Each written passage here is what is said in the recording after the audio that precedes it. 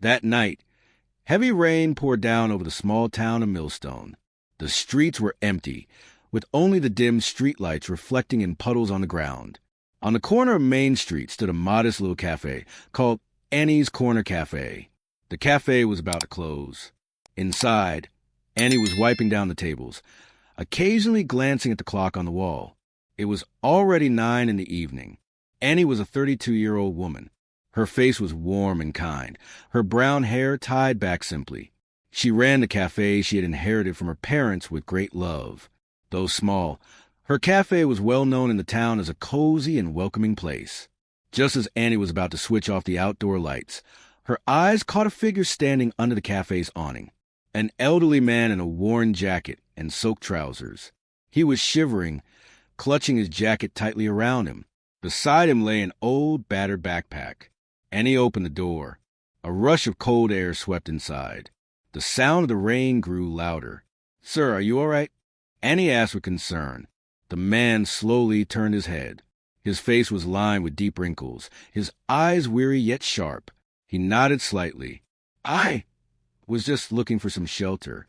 I don't mean to be a bother," he replied quietly. Without hesitation, Annie said, "Please, come in. You can warm yourself inside." The man hesitated for a moment, then stepped slowly into the cafe. Annie quickly grabbed a clean towel and poured a cup of hot coffee. "Thank you, miss," the man said as he took the steaming cup. "My name is Annie. You can call me that." "And you are?" she asked as she sat across from him. The man gave a faint smile. "My name is Frank." The night grew later. Annie knew that all the shelters in town were full or closed by now. She looked at Frank, who seemed utterly exhausted. "Mr. Frank, if you don't mind, you can stay here for the night. I have a long sofa in the corner.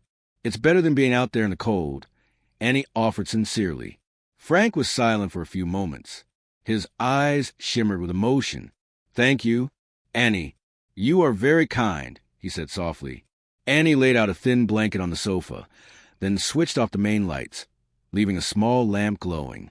As she walked toward the kitchen, she heard Frank murmuring softly, "Tomorrow there might be a surprise." Annie paused for a moment, but she only smiled and continued walking. She assumed Frank was either dreaming or simply speaking without meaning. Outside, the rain showed no sign of stopping. The little town remained fast asleep.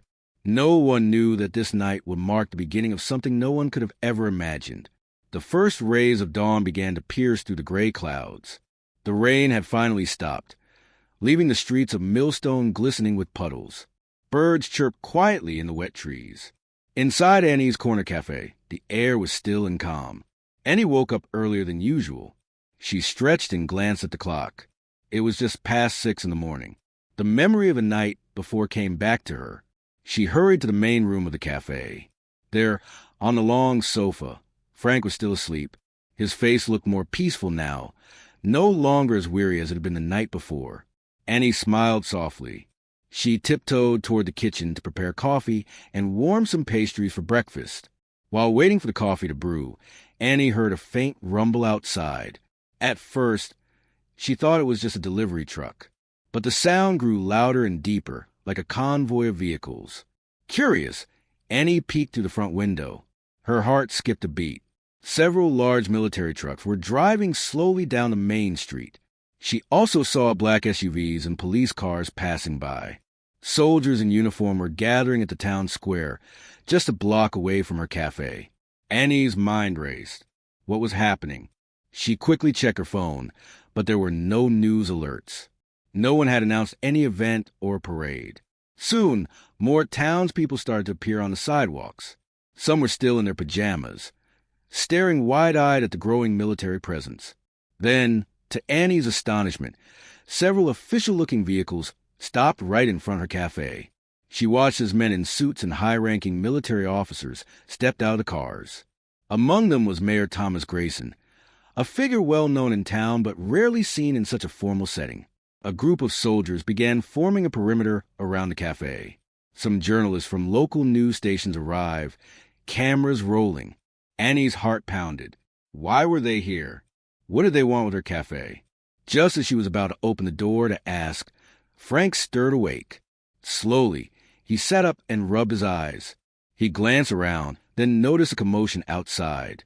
Seeing Annie's worried face, Frank gave a knowing smile. "I suppose the surprise I mentioned is here," he said softly. Annie stared at him, stunned. Before she could ask another question, someone knocked firmly on the cafe's door. The knock on the cafe door echoed through the quiet room. Annie hesitated for a moment, her heart racing. Then she took a deep breath, wiped her hands on her apron, and walked toward the door. Through the glass, she could see Mayor Thomas Grayson standing with 2 military officers beside him. Behind them, soldiers and townspeople watched in curiosity. Annie unlocked the door and slowly opened it. "Good morning, Miss Annie." The mayor greeted her with a polite nod. "May we come in?" Annie, still unsure what was happening, stepped aside. "Of course, sir. Please." The mayor and the officers entered the cafe. The soldiers remained outside, maintaining order among the growing crowd.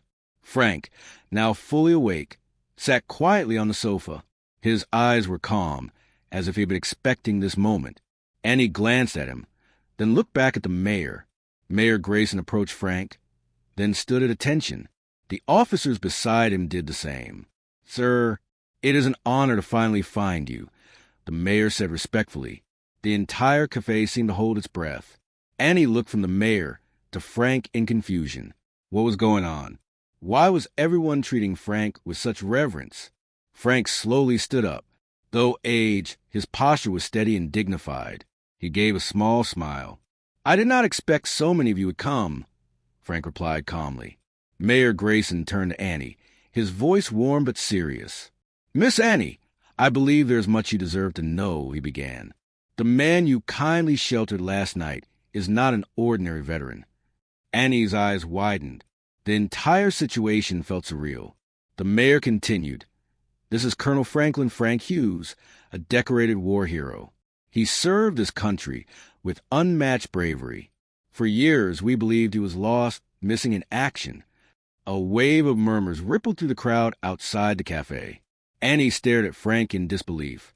The quiet, humble man who had asked for shelter last night was a legendary figure. Frank gave a soft chuckle. "I preferred a quieter life, away from the spotlight. But I suppose fate had other plans." Annie's mind swirled with questions, but before she could speak, more soldiers entered the cafe, carrying a beautifully folded flag and several medals. One of the officers addressed Frank with deep respect. "Sir, the entire unit is here to welcome you home." At that moment, the cafe door was left open, and Annie could see rows of soldiers standing in formation outside. Hundreds of them, all facing the cafe. Frank looked at Annie with a gentle smile. "You showed me kindness when I had nothing. Now, you will see what that kindness has brought." Annie could hardly breathe. The scene unfolding before her was something she could have never imagined. The streets outside Annie's corner cafe had transformed. What was once a quiet morning in Millstone was now the scene of an extraordinary gathering. Rows upon rows of soldiers stood in crisp formation. Townspeople filled the sidewalks, whispering in amazement and snapping photos with their phones. Inside the cafe, Annie still stood frozen, trying to grasp the gravity of the moment. Frank, Colonel Franklin Hughes, remained calm, though there was a faint glimmer of emotion in his eyes. Mayor Grayson stepped closer to Annie. "Miss Annie," he said gently, "I know this must be overwhelming, but you should know the entire town, perhaps even the entire country, will soon hear of what you did." Annie's voice was shaky. I just saw someone who needed help." The mayor smiled warmly. "And that is exactly why this matters." Just then, one of the military officers approached Frank. "Sir," the officer said, "the unit is assembled and awaiting your orders." Frank gave a small nod. "I will speak to them shortly." He turned to Annie. "Would you walk with me?" Annie hesitated, then nodded. Frank reached for his old cap resting on the sofa. Placing it on his head, he straightened his jacket as best he could. Together, they stepped toward the door. The soldiers outside stiffened to attention. The murmur of the crowd quieted as everyone turned their gaze to the entrance of the cafe. As Frank and Annie emerged, a hush fell over the entire street. The morning sun broke through the clouds, casting a golden light across the scene. Without a word, Frank moved to the center of the street. Annie stood beside him, her heart pounding. Mayor Grayson raised his voice. "Attention!" 500 soldiers snapped into perfect formation. Then, in unison, they saluted Frank. Annie's breath caught in her throat. The sight was breathtaking. Rows of disciplined soldiers, all offering a tribute to a man who had quietly spent the night on her sofa. Frank's voice rang out, strong and clear despite his years. "At ease," he commanded. The soldiers relaxed but remained respectfully silent. Frank turned to the crowd. "I have spent many years away from the eyes of the world. I asked for no honors, no recognition. But last night, a simple act of kindness reminded me there is still goodness in this world." He glanced at Annie, his expression full of gratitude. "And for that, I am thankful." The crowd erupted in applause. Cameras flashed. Reporters leaned forward eagerly. Annie's heart swelled. But even in that moment of triumph, a new thought flickered in her mind. Why had Frank remained hidden all these years? What was the story behind his disappearance? There were still questions left unanswered. And deep down, Annie sensed that the biggest surprise had yet to come. As the applause slowly faded, the mayor motioned for the crowd to give Frank and Annie some space. The soldiers held the perimeter, allowing the two to return inside the cafe. Back in the quiet of the small shop, Annie finally spoke the question that had been burning in her mind. "Frank, why did you disappear? Everyone thought you were gone." Frank sat down at his usual spot on the sofa, gazing out the window where soldiers still stood in formation. He let out a long breath. "It's a long story," he began softly. "One I haven't told anyone in many years." Annie took a seat across from him, listening intently. Frank continued.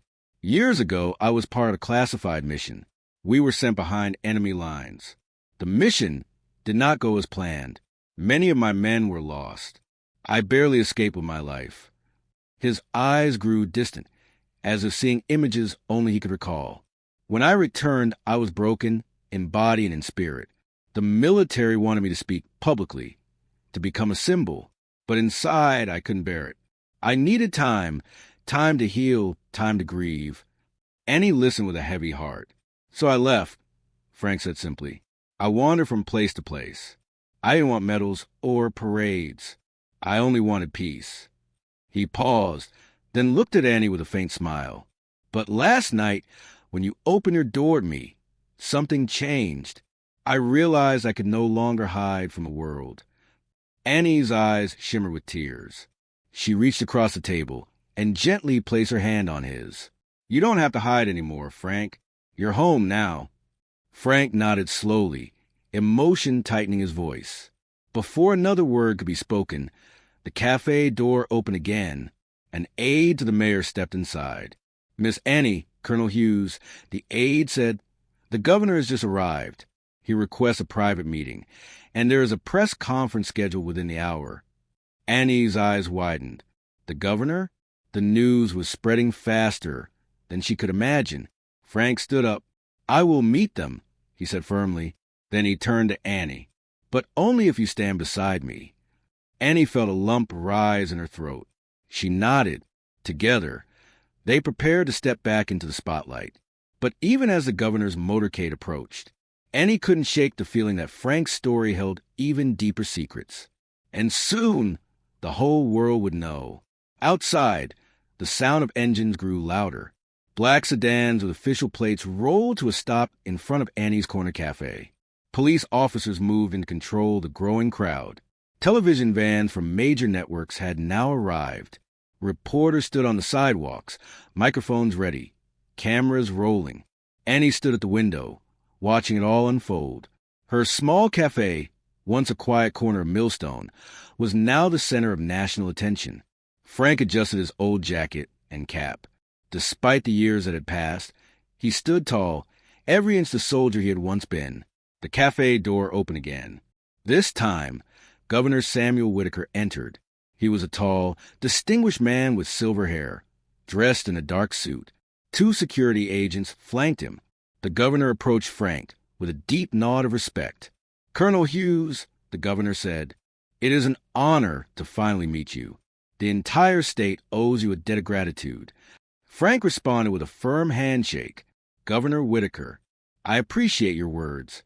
The governor then turned to Annie, his expression softening. "And you, Miss Annie, your compassion brought us here today. Without your kindness, this moment would not be possible." Annie felt her cheeks flush. "I only did what anyone should do." The governor smiled. "Sometimes, the simplest actions have the greatest impact." He gestured toward the door. "We would like to hold a press conference outside.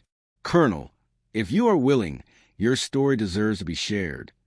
Frank hesitated for a moment. Then he looked at Annie. Seeing her encouraging gaze, he gave a small nod. "I will speak," Frank said quietly, "but I will not stand alone." Annie smiled. "I'll be right beside you." Together, they stepped outside.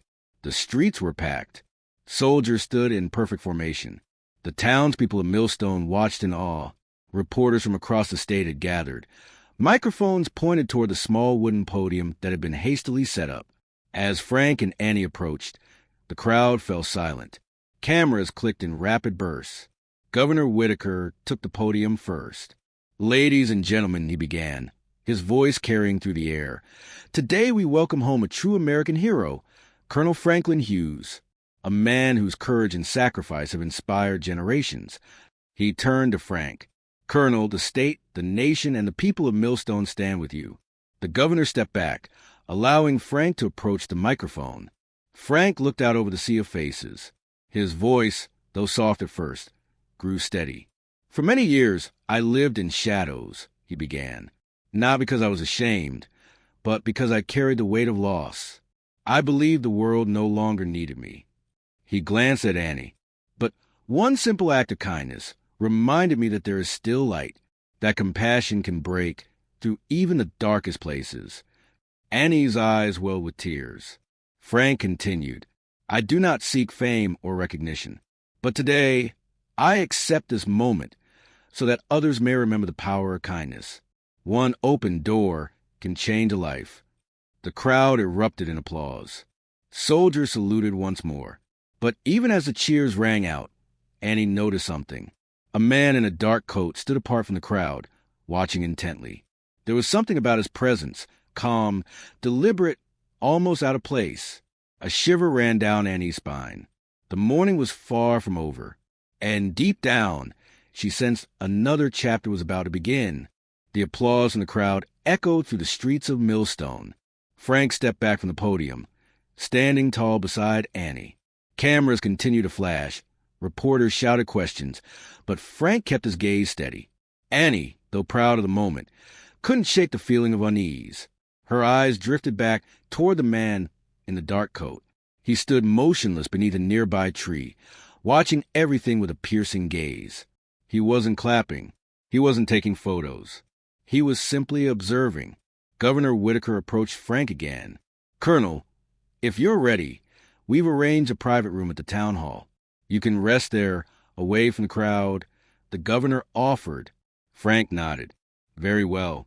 Annie glanced once more at the stranger, but he had already begun to walk away, disappearing into the side street. "Did you see him?" Annie whispered to Frank. Frank followed her gaze, though the man was now gone. "I noticed," Frank said quietly, "and I have a feeling that wasn't just a curious onlooker." Before Annie could ask more, security escorted them toward the waiting vehicles. As they drove to town hall, Annie couldn't stop thinking about the stranger. Something about his presence felt deliberate, too deliberate. At town hall, Frank was led to a private office. Annie stayed close by.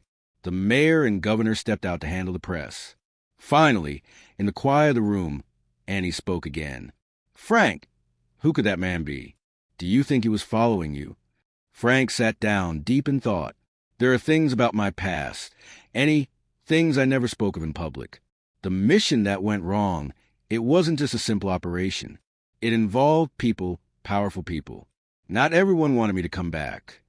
Annie's heart pounded. "Do you think they still want to silence you?" Frank gave a weary nod. "It's possible." Suddenly, one of the governor's aides burst into the room. "Colonel, Miss Annie, We just received an urgent message. An unmarked vehicle was spotted circling the town hall. Security is on alert. Frank rose to his feet. His eyes, though aged, burned with sharp awareness. "They've found me," he said calmly, and he swallowed hard. The peaceful morning had turned into something far more dangerous than she could have imagined. And outside the safety of the town hall, unseen eyes were already watching. Tension filled the private room at town hall. Annie could feel her pulse quicken. What had started as a simple act of kindness had now spiraled into something far greater and far more dangerous. Frank remained composed. He moved to the window, carefully parting the curtain just enough to glance outside. Down below, unmarked black SUVs were slowly circling the block. Security officers were positioned at every entrance, speaking urgently into their radios. Annie stood beside him. "Frank, what do we do?" she whispered. Frank looked at her with calm, steady eyes. "For now, we wait," he said softly. "But we must be prepared." At that moment, Governor Whitaker and Mayor Grayson entered the room, both looking concerned. "We've locked down the building," the governor said. "But it appears whoever is out there knows exactly where you are." Frank nodded. They've been waiting for the right moment. The mayor glanced at Annie. "Miss Annie, you should leave. This is becoming too dangerous." But Annie shook her head firmly. "I'm staying." Frank smiled faintly. "She's braver than most soldiers I've known." A sudden knock at the door startled everyone. One of the security agents entered quickly. "Colonel Hughes, we've intercepted a message. There's chatter about an extraction attempt." Annie's breath caught. The agent continued. "A team is already on its way to escort you out of town safely." Frank frowned. If they force you to run again, the truth will never come out. He turned to Governor Whitaker. "Governor, with your permission, I will address the public once more, before they silence me for good." The governor hesitated, then nodded gravely. "Very well, but we'll keep you under heavy guard." Frank looked at Annie. "You stood by me this far," he said quietly. "Will you stand beside me once more?" Annie met his gaze without hesitation. "Yes." Within minutes, preparations were underway. The security team set up a secure path from the town hall to the main square, where the press and townspeople still waited. As Frank and Annie prepared to step outside, Frank spoke in a low voice. "There are truths the world must hear, Annie, and today we will speak them." But neither of them saw the shadowy figure watching from a nearby rooftop. A phone pressed his ear. The extraction team was already moving, and time was running out. The square outside the town hall was buzzing once more. Reporters had returned, sensing that something bigger was unfolding. Soldiers discreetly formed a protective perimeter. The crowd, though unaware of the full threat, could feel the rising tension. Frank adjusted his jacket, standing tall despite the weight of the moment. Beside him, Annie could feel her heart racing. The governor approached one last time. "Colonel, we'll have snipers positioned on the rooftops. If anything moves out of place, we'll react." Frank nodded firmly. "Understood." An armored vehicle escorted Frank and Annie to the square. Cameras turned. The crowd hushed. Reporters pushed forward. Frank stepped up to the microphone once again, Annie by his side. He began to speak, voice unwavering. "For years, I lived in silence," Frank said, eyes scanning the crowd. "There were truths I was forced to bury. The mission that cost my men their lives was no accident." Gasps rippled through the audience. There were forces, corrupt, powerful, who wanted that mission to fail. And when I survived, they sought to erase me. Annie stood frozen, listening to every word. Around them, security was on high alert. The black SUVs had stopped moving, but their drivers were nowhere in sight. Frank continued, "But I will not be erased. The truth will come to light. And thanks to one woman's simple act of kindness, I have the strength to stand here today." He looked at Annie with deep gratitude. Suddenly, a sharp crack echoed from the rooftops. A single shot. Security agents lunged forward, surrounding Frank and Annie. The crowd screamed and ducked. "Sniper!" one agent shouted. Chaos erupted. Soldiers swept the rooftops, radios crackling with urgent commands. Frank remained standing, calm amid the storm. A second shot rang out, but this time, the governor's security team returned fire. Moments later, a voice came through the radio. Target neutralized. The shooter is down. The crowd remained in stunned silence. Frank took a deep breath, then turned back to the microphone. They tried, but they failed, he said, voice stronger than ever. We will not be silenced. Not today. The square erupted in applause, louder than before. Cameras rolled. The nation was watching. But as the cheers rose, Annie noticed a figure in the distance. The man in the dark coat. Still watching, still waiting. She leaned toward Frank. This isn't over, is it? Frank's eyes narrowed. No, not yet. The sun hung low in the sky, casting long shadows across the square. Though the immediate danger had passed, a tension still gripped the air. Soldiers remained on high alert. Reporters swarmed around the perimeter, eager to broadcast every second of what was unfolding. Frank and Annie were escorted back into the town hall under heavy guard. Yet, Frank's expression was resolute. I'm done running, he said quietly. It's time the full truth is brought to light. In the mayor's office, Governor Whitaker met them, face pale but determined. We traced the shooter, the governor said. He wasn't acting alone. He was hired by someone very high up, the same forces you spoke of. Frank nodded grimly. I expected as much. Before anyone could speak further, a voice came from the doorway. It's time. Everyone turned. Standing there was General Michael Stratton, head of the state's National Guard, a tall, broad-shouldered man with piercing eyes. Colonel Hughes, he said, his voice carrying both respect and urgency. We intercepted a secure transmission. They're sending in a full extraction team, heavily armed. They'll try to disappear you once and for all. Frank's gaze hardened. Then we meet them head-on. Annie looked at Frank, worry in her eyes. Frank, are you sure? He placed a reassuring hand on her shoulder. I won't run, Annie. Not again. And I won't let them harm this town. Within minutes, Town Hall became a fortress. Soldiers barricaded entrances. Snipers repositioned. The National Guard mobilized. And then they came. A convoy of unmarked black vehicles sped into Millstone. Men in tactical gear poured out, moving swiftly through side streets, trying to flank the town hall. But Frank had anticipated their move. From the rooftop, he and General Stratton coordinated the defense. As shots rang out in the distance, Annie remained inside, watching anxiously. The sounds of battle echoed through the streets. Suddenly, silence. Then a voice crackled over the radio. All hostile units surrendered. We have them in custody. Cheers erupted among the soldiers. Frank descended from the rooftop, meeting Annie in the hallway. It's done, he said softly. But the true climax was yet to unfold. The captured operatives, under interrogation, revealed everything. Names, orders, documents, a paper trail leading straight to corrupt officials in the highest offices. The entire conspiracy was exposed, live on national television. Reporters broadcast the evidence. The nation watched in shock. Frank stood before the cameras one final time, Annie by his side.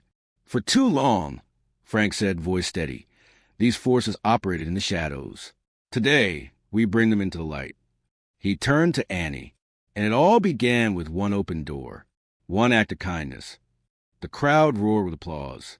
Annie, overwhelmed, smiled through tears.